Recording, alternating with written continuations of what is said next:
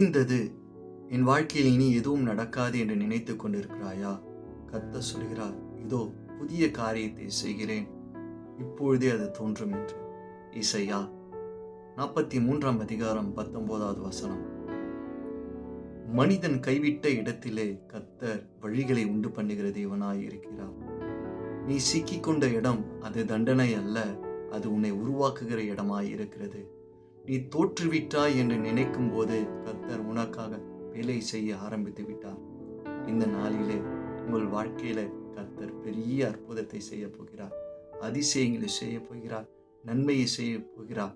தொடர்ந்து நீங்கள் ஆண்டவரோடு கூட இருக்கும்போது கர்த்தர் உன் வாழ்க்கையில புதிய காரியத்தை ஆண்டவர் செய்ய போகிறார். கர்த்தர் தாமே உங்களை ஆசீர்வதிப்பாராக. ஆமென்.